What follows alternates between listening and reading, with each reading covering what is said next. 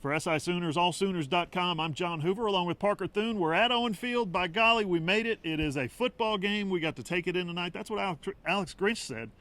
A football game broke out here tonight. Everybody was excited. The 22,700 in attendance that watched OU's 48-0 victory over Missouri State and Bobby Petrino and poor Jaden Johnson, that quarterback. My goodness, what a beatdown by the Oklahoma defense. Certainly. It was a team effort all the way around, especially on the defensive side of the football. Oklahoma's first shutout, John, since 2015 against Kansas State. And I think we all were expecting the Speed D to come out strong with their first glimpse of year two under Alex Grinch. But I don't think anybody expected them to power down Missouri State to the degree that they did.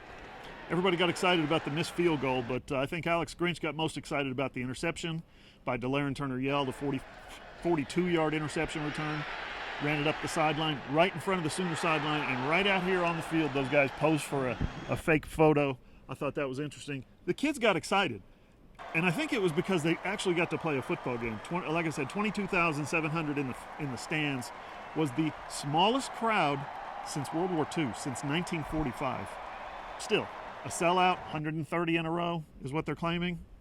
We'll take that. What'd you think about the atmosphere tonight with all the cutouts and 22,000 here? Well, I'll tell you what, John, 22,000 people can still make quite a bit of noise.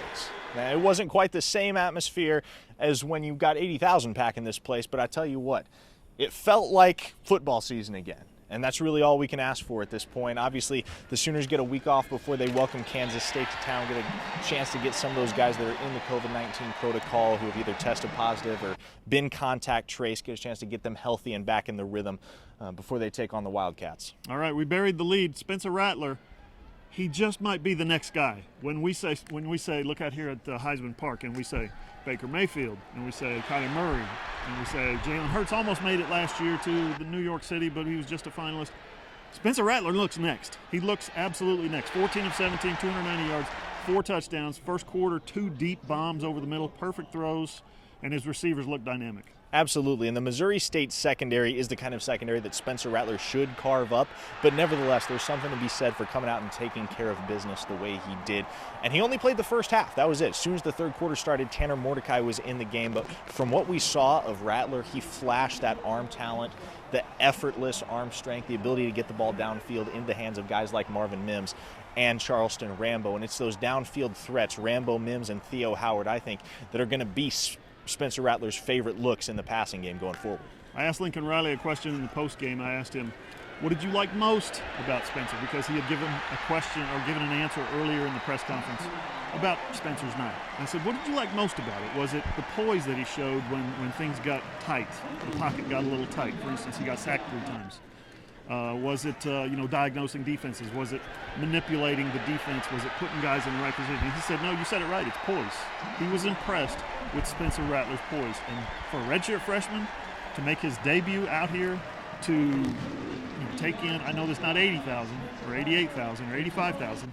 It was 20,000. But for him to debut out here and be that cool, that calm, that collected, I was impressed. Absolutely. And I'll go a step further. I was really impressed with Tanner Mordecai from what we saw of him. He made one bad throw that resulted in an end zone interception.